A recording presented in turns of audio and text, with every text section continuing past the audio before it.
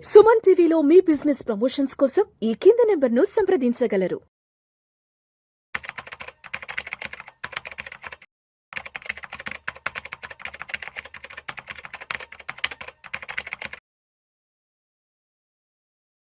అశోక్ దేవరంప్రియ గారు నమస్తే సార్. నమస్కారం sir. Welcome to Vishnu talks. Thank you so much for being with Vishnu talks. So Ashok Devarampriya గారు, ఈ మధ్య కాలంలో అన్లిస్టెడ్ షేర్స్లో ఇన్వెస్ట్ చేయడం బాగా బజ్ క్రియేట్ అవుతుంది.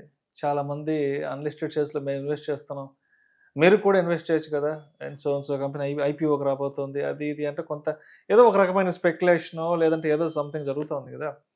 సో అసలు అన్లిస్టెడ్ షేర్స్లో ఇన్వెస్ట్ చేయడం ప్రాఫిటబుల్ అయినా ఏంటి? నా కంపెనీలో అన్లిస్టెడ్ షేర్స్కే ఒక సెపరేట్ డివిజన్ ఉంది. ఓకే, మేము చాలామంది క్లయింట్స్కి అన్లిస్టెడ్ షేర్స్ అలొకేషన్ కూడా మా ఒక వైడర్ పోర్ట్ఫోలియోలో ఒక ప్రాసెస్ అన్నమాట. ఇప్పుడు మన దగ్గర ఒక క్లయింట్ ఒక ₹1 కోటి పోర్ట్ఫోలియో ఉందంటే అరౌండ్ 10% ఎలాగ మనం గోల్డ్ సిల్వర్లో ఇన్వెస్ట్ చేపిస్తామో అలాగే ఇంకొక 10% అన్లిస్టెడ్ షేర్స్లో ఇన్వెస్ట్మెంట్కి రికమెండేషన్ చేస్తాం. కొన్ని unlisted shares they are really powerful shares. మేము రికమెండ్ చేసే షేర్స్ ఎలా ఉంటాయంటే, for example NSC, national stock exchange, one of the largest derivative exchange in the world. It's a monopoly. IPO processing లో ఉంది ఇప్పుడు మన ఇద్దరు రేపు ఎక్స్చేంజ్ స్టార్ట్ చేద్దామంటే చేయలేము. It is monopoly.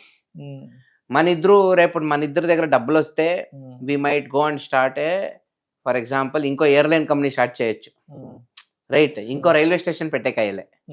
You understand? Some are monopoly stocks like IRCTC, CDSL, Bombay stock exchange, ఇలాంటివన్నీ. So NSC was one of the blockbuster stock. తర్వాత ఇప్పుడు ఇంకో ఎక్స్చేంజ్ వచ్చింది, metropolitan stock exchange of India అని చెప్పి. ఆ ఒక స్టాక్ ఒకప్పుడు ₹1 ఉండే స్టాక్, జస్ట్ ₹1 షేర్.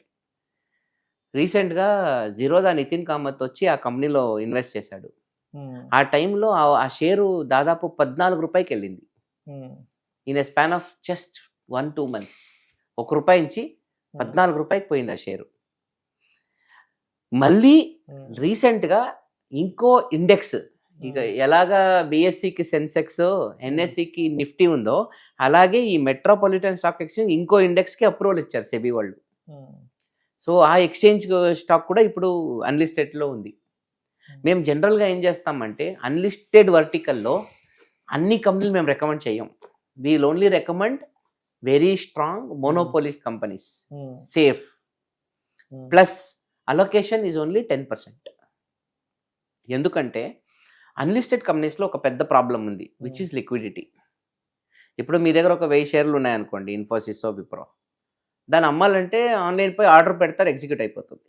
మీరు ఎవరిని పోయి మీట్ అయ్యే పని లేదు. ఇక్కడ అలా కాదు, లిక్విడిటీ దొరకదు.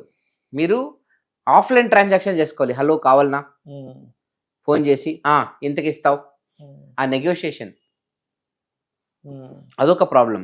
రెండోది, అన్లిస్టెడ్ని ప్రాపర్ లీగల్ ఎక్స్పర్ట్ దగ్గరే తీసుకోవాలి. ఎన్నోసార్లు ఏం జరుగుతుంది, షేర్ కొనేకపోతారు, వాడు ఎవడికో డబ్బు ఇస్తారు, వాడు షేర్స్ ఇచ్చలేదు, అది ఇంకో ప్రాబ్లం.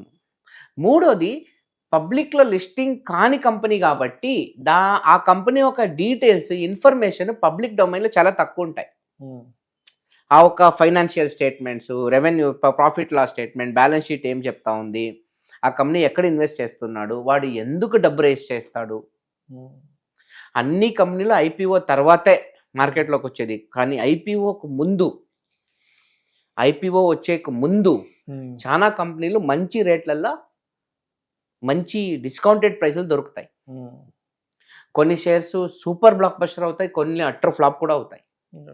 సూపర్ హిట్ స్టాక్స్ అంటే మీరు తీసుకోండి, జొమాటో తీసుకోండి, నైకా తీసుకోండి, ఓకే, గ్రో, అన్ని block buster IPOs. At the same time Paytm లాంటి ఫెయిల్డ్ స్టోరీ కూడా ఉంది. అన్లిస్టెడ్ మార్కెట్లో పేటిఎం షేర్ ₹2000 ఉండేది, ఇప్పుడు ఎంత వచ్చింది ప్రైస్. సో మీరు ఏ కంపెనీ కొంటున్నారు అనే క్లారిటీ కూడా మీకు ఉండాలి. నెక్స్ట్, ఆ ఐపీఓకి వస్తారు కదా కంపెనీ, ఐపీఓ డబ్బులు ఏం చేస్తాడు, డబ్బులు ఎందుకు కావాలి తనకు. చాలా మంది కంపెనీలు ఏం చేస్తారంటే, కావాలని ఐపీఓ చేస్తారు. వాళ్ళు ప్రీమియంగా ఉండే వాళ్ళ షేర్ ప్రైస్ని ఆఫ్లోడ్ చేసేయడానికి. ఎన్నోసార్లు కంపెనీలో మంచి బ్యాలెన్స్ షీట్ చూపిస్తారు, ఐపీఓ పోయిన తక్షణమే టక్కని డ్రాప్ అయిపోతుంది. ఆ మొమెంటము, ఆ ఊపు, ఎగ్జైట్మెంట్, ఆ పర్ఫార్మెన్స్ అన్నీ డ్రాప్ అయిపోతుంది. ఇది ఒక పెద్ద ప్రాబ్లం. అందువల్ల అన్లిస్టెడ్ మార్కెట్లో ఇన్వెస్ట్ చేసేటప్పుడు కొన్ని కమాండ్మెంట్స్ ఫాలో చేయాలి. నంబర్ 1 డ్యూ డిలిజెన్స్ ప్రాపర్ చేసుకోవాలి. నంబర్ 2 పర్పస్ ఆఫ్ ఐపీఓ తెలుసుకోవాలి. ఓకే. నంబర్ 3 ప్రాపర్ పర్సన్ దగ్గర కొనుక్కోవాలి. నంబర్ 4 ప్రాపర్ అలొకేషన్ ఉండాలి. డబ్బు ఉందని బీభత్సంగా కొనేయడం కాదు, అలొకేషన్, ఇట్స్ ఓన్లీ అలొకేషన్. ఎందుకంటే రేపేమైనా ప్రాబ్లం అవుతాయి ఆ కంపెనీ. సో ఇలా ఒక స్ట్రక్చర్డ్ ప్రాసెస్లో పోతేనే అలాంటి ఒక స్టాక్స్లో మీకు బ్లాక్ బస్టర్ రిటర్న్స్ వస్తాయి. ఫర్ ఎగ్జాంపుల్ నేను మీకు చెప్పాను, ఒకప్పుడు we use to extensively promote NSC shares. Exchange కదా, అప్పట్లో మేము ప్రమోట్ చేసేటప్పుడు 400-500 రూపీస్ షేర్ అది. మళ్ళీ స్ప్లిట్ కాకముందు దాదాపు 2,500-3,000 పోయింది share in a span of just 2 years. తర్వాత metropolitan stock exchange of India ₹1 share 14 రూపాయలు పోయింది. సో ఇలాంటి మంచి stable, strong, sustainable, growth oriented and preferably monopoly కంపెనీస్లో మనం ఇన్వెస్ట్ చేయగలిగితే, that to only 10% of our total portfolio మనం ఇన్వెస్ట్ చేస్తే డెఫినెట్గా అన్లిస్టెడ్ షేర్స్లో మనకి మంచి రిటర్న్స్ వస్తాయి. అది నా ఒక అభిప్రాయం.